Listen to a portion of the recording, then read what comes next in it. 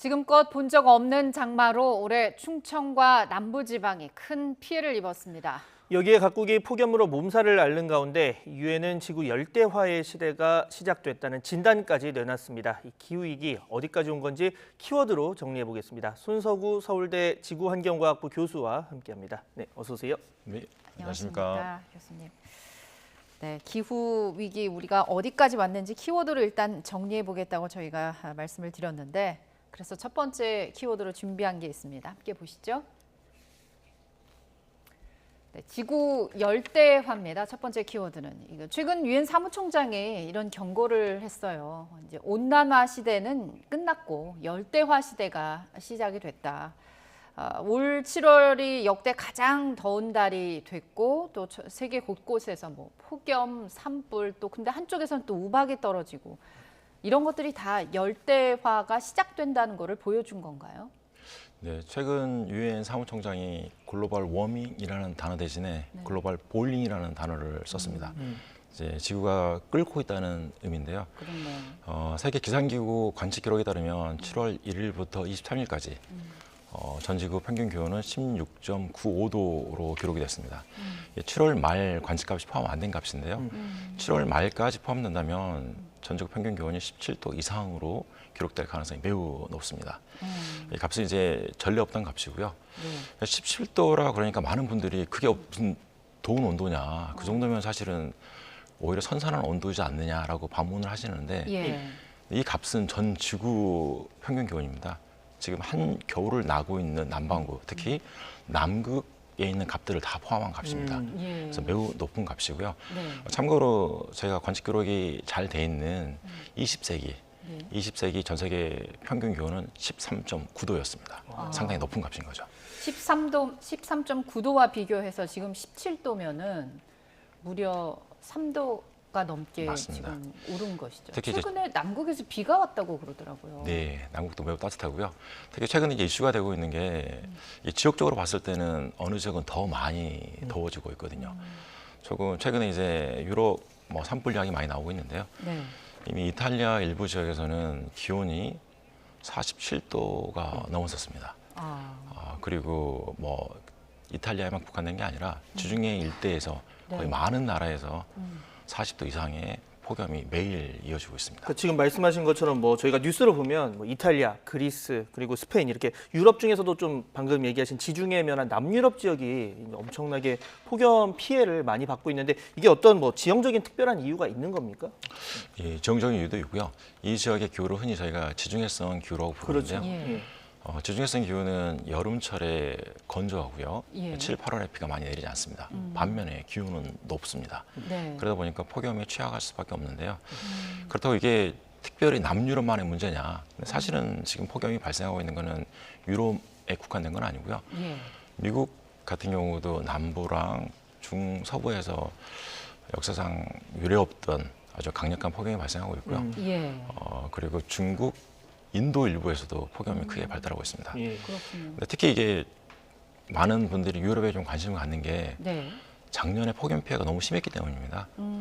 작년에 기억하실지 모르겠지만 포르투갈, 스페인, 이탈리아, 심지어 프랑스, 독일 이 지역의 7월에 이미 낮 기온이 40도가 넘었었고요. 심지어 영국에서도 40도가 넘었었습니다. 유럽 전역에 폭염이 발생하면서 많은 인명피해가 있었는데요. 추정하고 있는 인명피해가 6만 명을 넘었었습니다, 작년에. 올해만 하더라도 이미 1만 명 이상의 사망자가 발생을 했는데요. 이 추세가 이루어진다면 작년 기록을 갱신할 수 있지 않을까라는 우려 때문에 더 많은 관심을 가지고 있는 것 같습니다. 지금 7월 한 달밖에 안 됐는데 6만 명 정도가 육박했으면 8월도 여전히 뜨거울 것으로 예상되는 상황에서 또 피해가 나지 않을까 우려가 되는 그런 부분입니다. 앞서 언급을 해주셨습니다만 미국도 지금 폭염인데, 미국 같은 경우 보니까 땅만 뜨거운 게 아닌가 봐요. 플로리다 바닷가에 들어가서 온도를 재봤더니 38.4도. 그러면 사람 체온보다 높은 거거든요. 수온이. 목욕탕, 우리가 온탕에 올라갔을 때의 그런 기온입니다.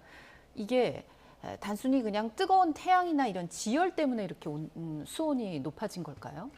일단 일조량이 많은 게 가장 큰 이유이기는 합니다. 예. 일단 그 지역의 폭염은 사실 지역적으로는 섭씨 50도가 육박하는, 50도 육박하는 매우 지금 고온 현상이 나타나고 있는데요. 예. 그러다 보니까 자연스럽게 바닷물이 데워지고 있습니다. 더 이제 위험한 거는 물은 천천히 데워지는 대신에 네. 또 식는 것도 천천히 식습니다. 그래서 지금 마이애미 근처에 그 38도가 넘는 고온, 네. 이 고수온 현상은 유례성으로 국한될 것 같지 않고요. 네. 당분간 유지될 걸로 보입니다. 그래서 많은 분들이 심각하게 걱정하고 있습니다. 문제는 이제 이렇게 물이 더워지면 이 물 속에 사는 해양 생물들한테는 영향이 없지 않을 것 같거든요. 매우 치명적입니다. 이게 일회성 이벤트는 그나마 생태계가 적응을 할 수 있는데요. 이게 장기화된다면, 되게 오래같이 고수온 현상이 장기화될 것으로 예상이 된다면 네. 해양 생태계에 치명적인 피해를 끼칠 수밖에 없고요. 이미 그 지역의 산호 같은 경우는 산호. 집단 폐사를 하고 있는 게 확인이 되고 있습니다. 그래서 뭐 앞으로 이게 당분간 더 유지될 걸로 보여서 아마 막대한 생태계에 피해가 있지 않을까라고 생각하고 있습니다. 네. 네. 뭐 이런 고수온 현상이 정말 뭐 지구 전체적으로 또 영향을 주지 않을까 걱정도 되는데 우리나라 상황도 보면 지난 100년 동안 이제 기온이 1.8도 올랐습니다. 이게 지금 문제는 이제 세계 평균보다 높다는 건데 이게 좀 뭐 우리가 급격한 산업화를 거쳤기 때문입니까? 아니면 기후적으로 우리나라가 뭔가 더 변화가 큰 건지 어떤 부분을 중점적으로 봐야 될까요? IPCC 보고서를 보면은요. 예. 2020년까지 전 지구의 기온은 1.09도 정도 상승했습니다. 네. 거기에 비하면 대한민국의 기온은 훨씬 더 빨리 2배 가까이 맞습니다. 2배 가까이 상승을 했는데요. 사실 정확한 이유는 아직 파악을 하고 있지 못하고 있습니다. 하지만 가장 주요 원인 중에 하나로 도시화는 빼놓을 수가 없을 것 같습니다. 그 어떤 지역보다도 1950년 이후에 네. 한반도의 도시화는 급격했고요. 예. 이 도시화로 인한 온난화 가속 이거는 뭐 무시할 수 없을 걸로 보고 있고요. 또 하나는 지정학적인 요인입니다. 한반도는 이제 삼면이 바다로 둘러싸여 있거든요. 네. 앞서 말씀드린 것처럼 바닷물도 좀 계속 따뜻해지고 있습니다. 근데 바닷물이 바다만 따뜻해지고 마는 게 아니라요. 네. 따뜻한 바닷물로 인해서 그 위에 있는 공기도 더 더워집니다. 더워지고. 네. 네. 그러다 보니까 지정학적으로도 한반도는 온난화가 좀 가속화될 수밖에 없는 그런 위치라고 보고 있습니다. 저희가 뭐 보면 사실 요즘은 예전에 아침에는 좀 한여름에도 뭐 선선하다 이런 느낌을 줬다면 요즘은 아침도 덥고 점심도 덥고 또 밤에도 덥고 다 덥습니다. 그러니까 낮밤이 아니라 아침, 낮밤 다 더운데 그럼 이런 현상이 한동안 계속 지속된다? 뭐 이렇게 봐야 될까요? 어떻습니까? 매우 더 안타깝게도 심해진다거나, 예. 더욱 심해질 걸로 보입니다. 어. 사실 작년부터 사실 기록을 갱신하고 있는데요. 예.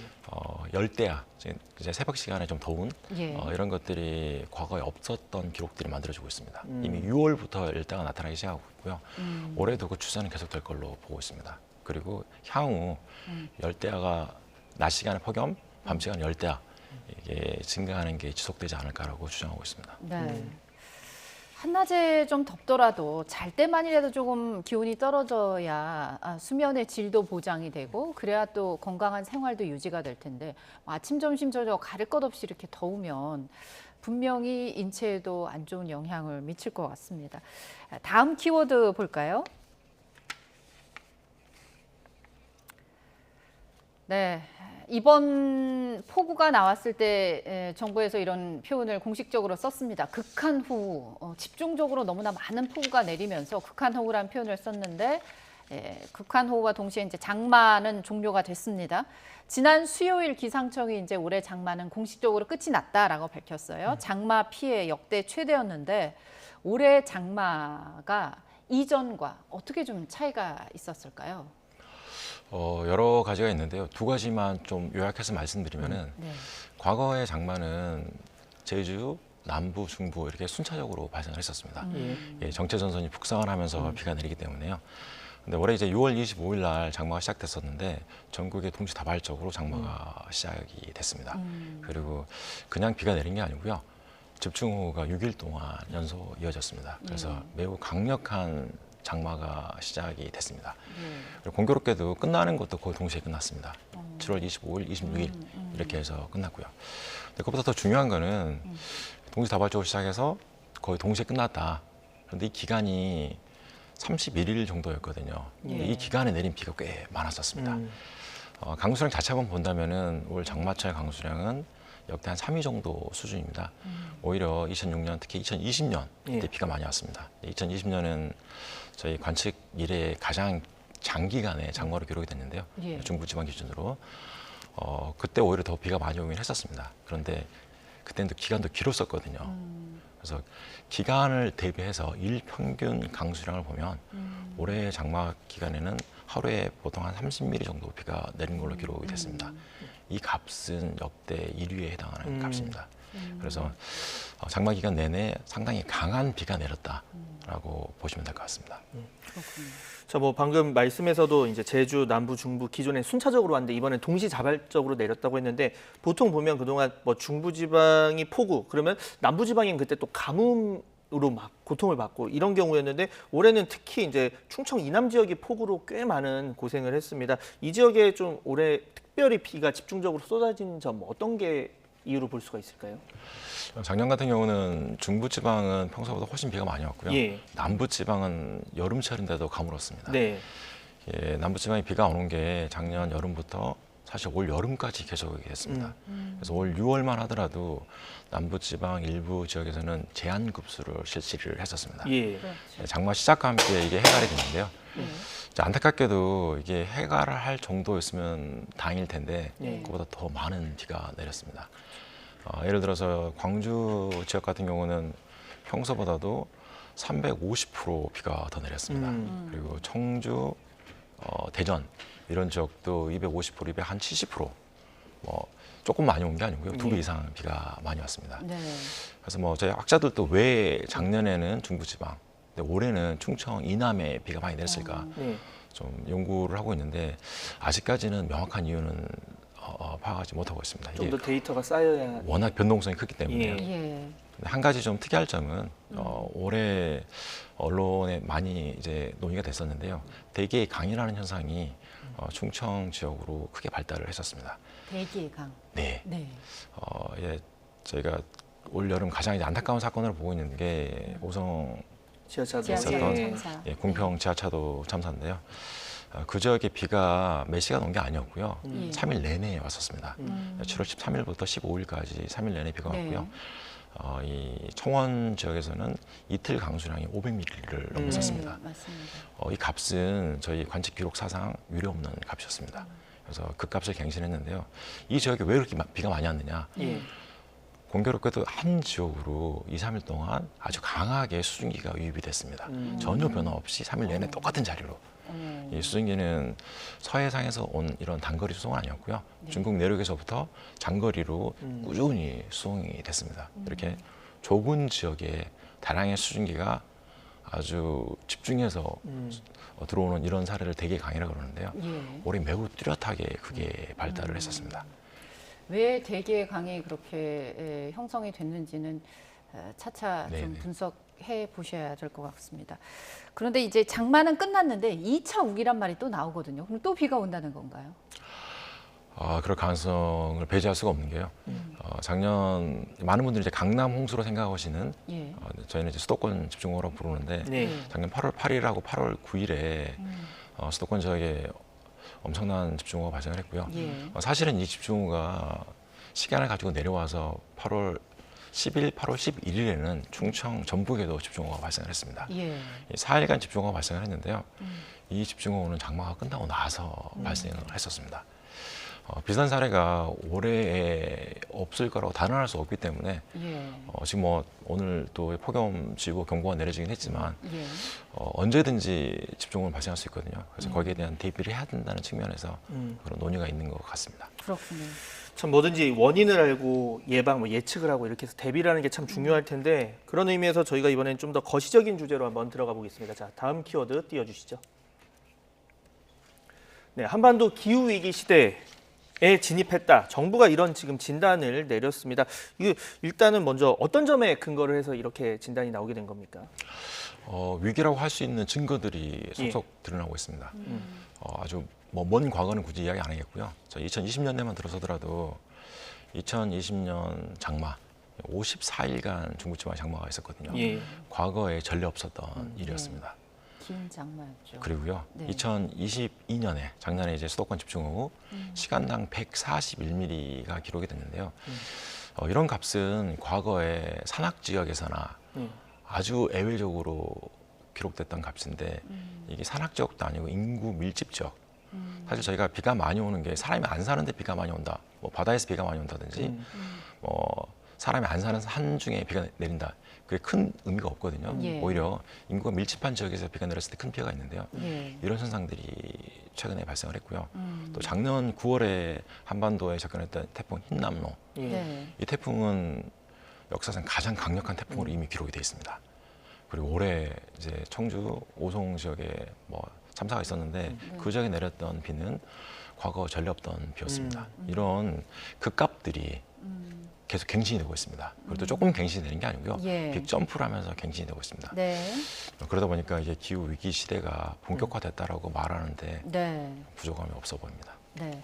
아까 교수님이 IPCC 언급해 주셨는데 이제 유엔 산하에 있는 기후 변화 협의체잖아요. 거기에서 이런 얘기가 나왔습니다. 기후 위기 골든 타임을 앞으로 10년으로 본다. 그러니까 10년 안에 전 인류가 어떤 행동을 취하지 않으면 안 된다. 그러면서 기준을 지구 온도 상승폭을 1.5도까지로 잡았거든요. 이거는 지금보다 지구의 온도가 아까 말씀하신 평균 17.9도라고 하셨는데 그거보다 1.5도가 올라가면 전 인류의 정말 그 기후로 인한 재앙이 올 수도 있다. 이렇게 받아들여야 되는 걸까요?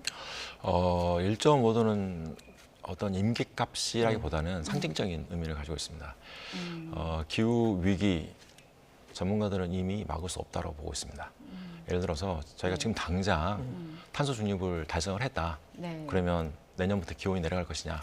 그렇지 않을 거고요. 뭐 그거랑 비슷합니다. 저희가 자동차를 달리고 있는데 브레이크를 밟았을 때 아무리 급제동을 하더라도 바로 쓰진 않거든요.